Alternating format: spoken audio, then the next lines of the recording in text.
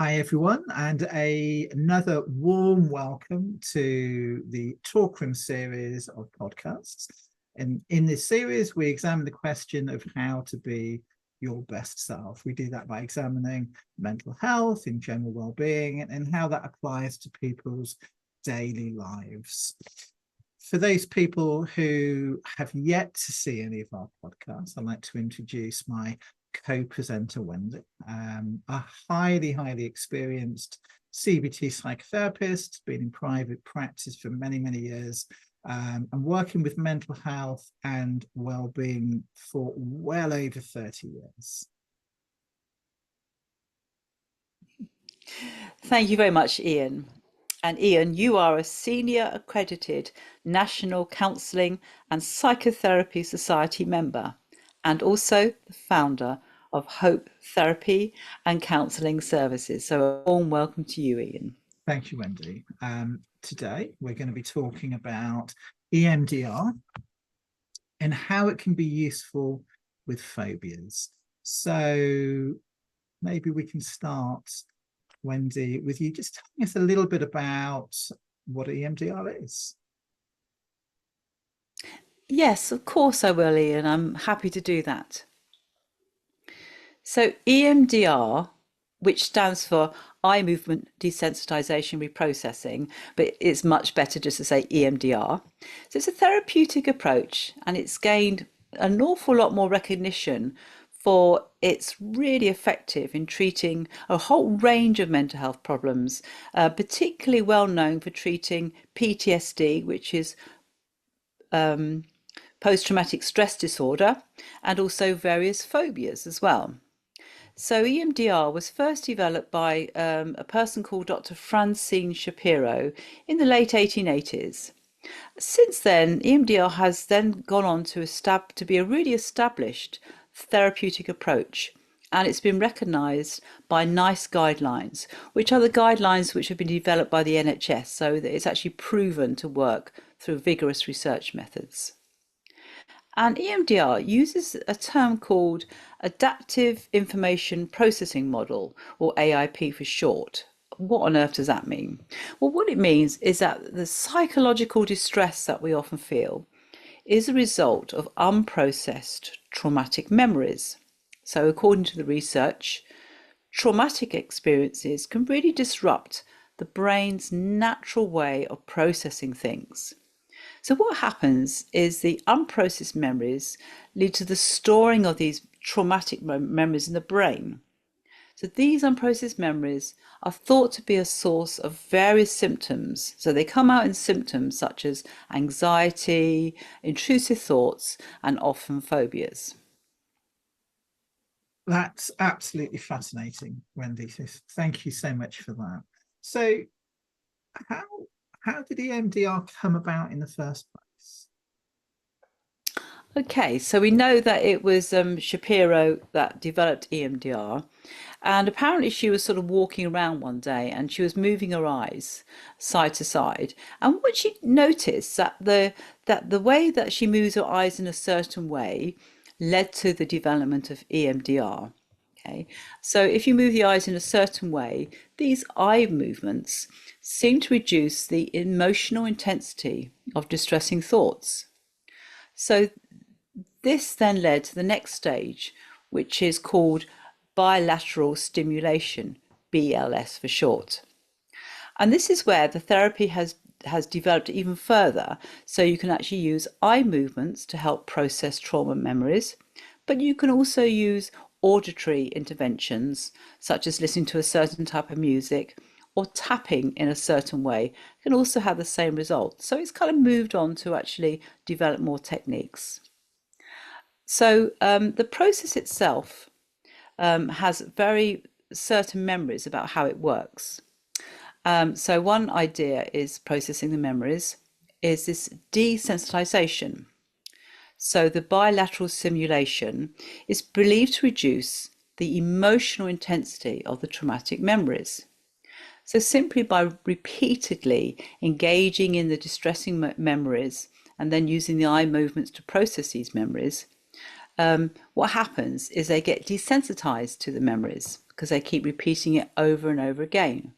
And therefore, by repeating it over and over again, there is reduction in the intensity of the feeling of the distressing memories. So that's one sort of theory of how EMDR works. Another thing it can do is called reprocessing thoughts.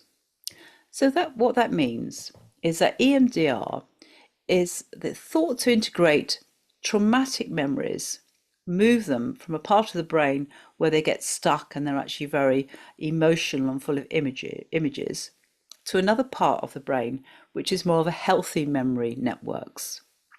So therefore, the individual is able to develop new perspectives on their traumatic experiences. And by doing this, again, it reduces the intensity of the emotions and also helps the person's well-being to improve. So there's something about reprocessing thoughts. So you can have a negative thought, use EMDR on it. That negative thought can actually turn into a coping thought or a much more sort of healthy thought. So that one is how that works. We also know that EMDR does actually affect the brain. So studies have shown that EMDR can lead to actual changes in brain activity. And it's particularly focused on memory processing and emotional regulation. So this process called neuroimaging, which means is that people sort of take pictures of the brain and how it's working, has been used in EMDR. And it's actually noticed that what EMDR does, it reorganizes the neural networks in our brain. And by doing that, that's how it creates more positive thoughts and positive feelings from the original trauma memories. So we actually know it actually kind of changes the actual function of the brain through the research that's been recorded, which I find absolutely amazing. Absolutely. The other area it can help, is effects on the body. So often people, when they have trauma, they often actually feel the trauma in their body. They either feel very anxious, or they have stomach churning, or they feel sick, or they have panic attacks. It's often very much felt if the physical sensations in the body. So actually, research has suggested that this bilateral stimulation, which is what EMDR does, activates the calm system in our body, which is called the parasympathetic nervous system. It's where we feel calm and relaxed. And therefore, if we can actually get rid of all this anxiety and nervousness in the body and feel calm and relaxed, this really helps people to manage the distressing physical symptoms that they might feel, and also reduces the feeling of anxiety and fear they may have in their body. So that's a bit of an overview of how EMDR can help you. That's really, really fascinating. So thank you for that. And you mentioned EMDR can be really useful for lots of different mental health issues. But I wonder if you can just talk a little bit more about phobias and how it works specifically with that. Yes, certainly. So EMDR also works with phobias. So it works with trauma, it works with intrusive thoughts, it works with anxiety, but it can actually specifically work on phobias. So what are phobias? So they are intense, irrational fears of either specific objects or fearful situations or fearful activity. And obviously these phobias are very, very severe and have a real negative impact on a person's quality of life, leading them to avoid, very certain situations. They don't go near it. And of course, the thought of going near something that they are very frightened of creates a lot of physical symptoms of anxiety. So EMDR has got evidence-based research that it can help a lot of different phobias, such as fear of spiders, heights, and social phobias. So again, how does EMDR do this? So the first step is often EMDR can process the trauma. So many specific phobias are rooted in either a trauma or distressing experience. Say, for example, a person may have a fear of dogs. What might have happened in the past, that they've had a frightening encounter with a dog, perhaps in childhood, and then EMDR can do as it normally does, process these traumatic memories, reducing the fear response to dogs. So that's like a classic EMDR kind of intervention. But the other way it can help with phobias, it can actually help to restructure thoughts. So EMDR can help to develop healthier beliefs and perspectives around the phobia. So it does this by actually focusing on anxiety related thoughts and processing them.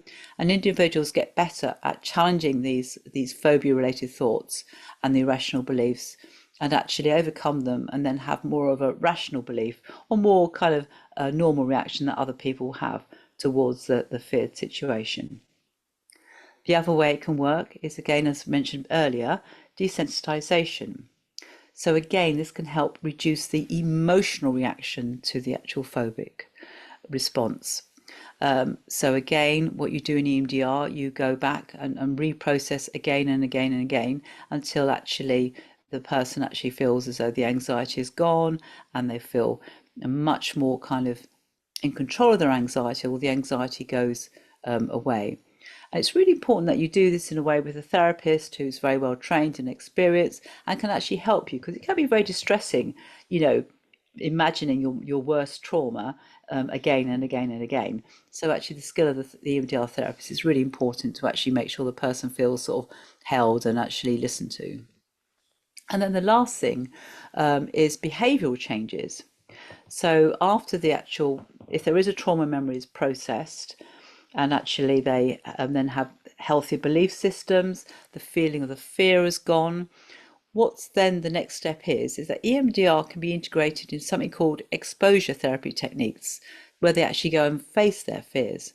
So, for example, if they had a traumatic experience with a dog, that memory gets processed, but they also still might fear dogs. So you then have to work on actually situations where they imagine a dog might be, and you process those things, however many situations they are, and therefore it takes away their phobia of dogs.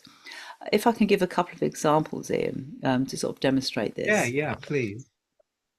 So I have been working quite closely with a person who does have dog phobia.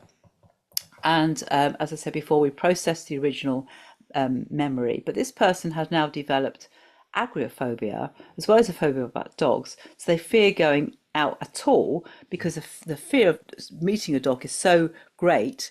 And of course, dogs are everywhere. There's hardly anywhere you can go without a dog. So we imagine the possibility of meeting a dog. So say they want to go to a pub for a meal out.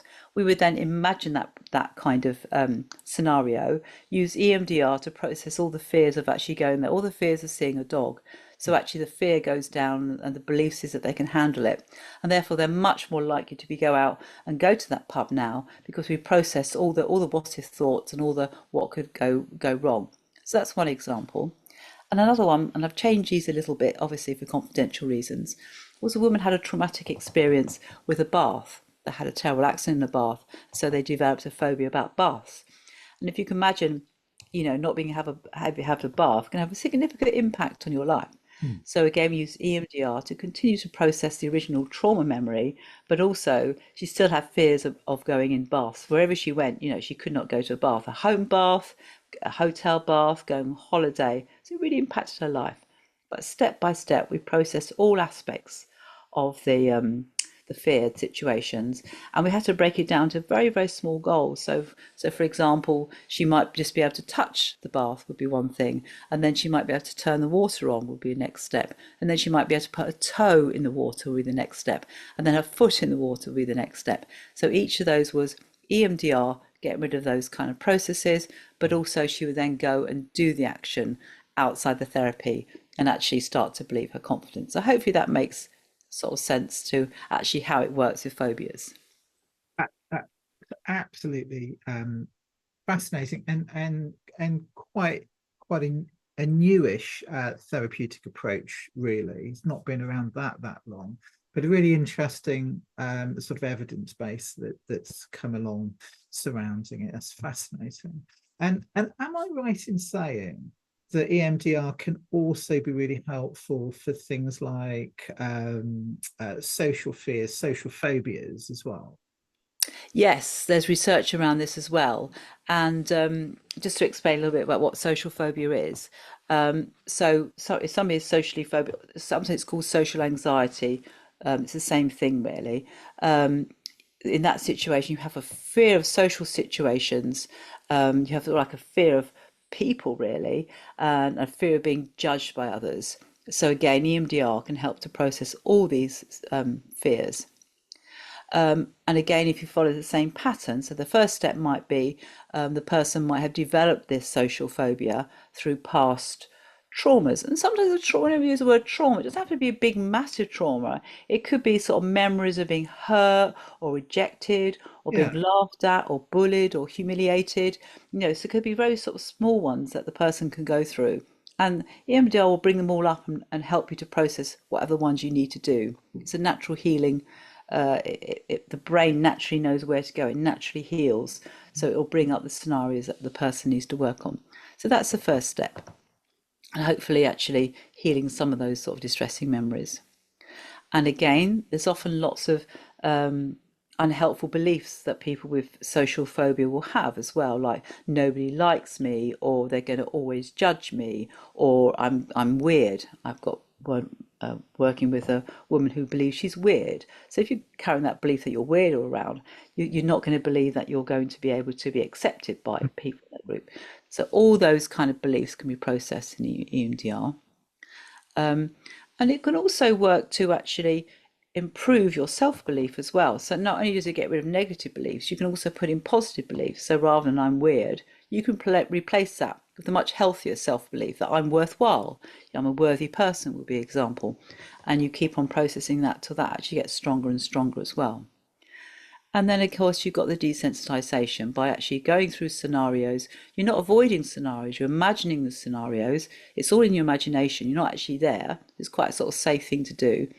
And actually sort of like, a bit like rubbing them out really, so they go down to nothing. And then again, what will happen is the person will be encouraged to go out and try those situations. So the behavior activation is important. So they try it out. And if there is still some anxiety, the person can then go back to the EMDR therapist and say, oh, it was good, but I had some anxiety about being judged. And then you can do a bit little work about reduce the anxiety about being judged. So it becomes easier and easier to go out and engage socially. So that's how it works with social phobia. Fascinating. It is. Yeah, no, absolutely, absolutely.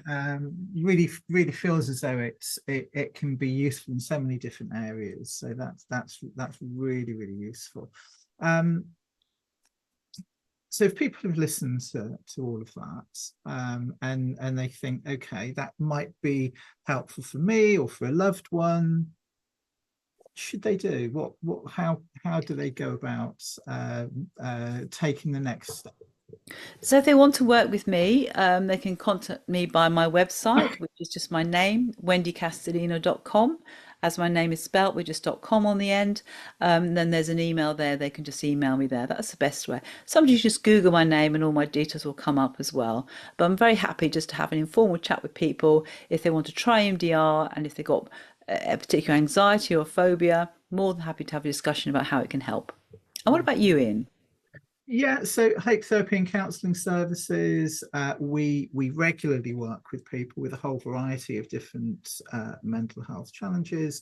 The things that you've been talking about today would certainly be included within that. We work with people right the way around the country. We have a whole therapeutic team, including people that work with EMDR. So people are very welcome to reach out to us as well. www.hopefulminds.co.uk. That's www.hopefulminds.co.uk. Go to our service section, look at EMDR, and there's lots and lots of information. People can just reach out, and very happy to have a free consultation with them to go through options. So we're very happy to do that. So finally, just for me to thank you for today, Wendy. It's been absolutely fascinating hearing all about what is a really interesting therapeutic approach. Really interesting to hear a little bit about the evidence base, and that NICE have picked it up. The National Institute of Clinical and Healthcare Excellence have picked it up as an evidence-based approach as well. So thank you so much for for that. And thank you so much to all of our listeners as well. Thank you, Ian, and thank you for our listeners. I look forward to seeing you and listening and to hearing from our listeners again. Thank you very much.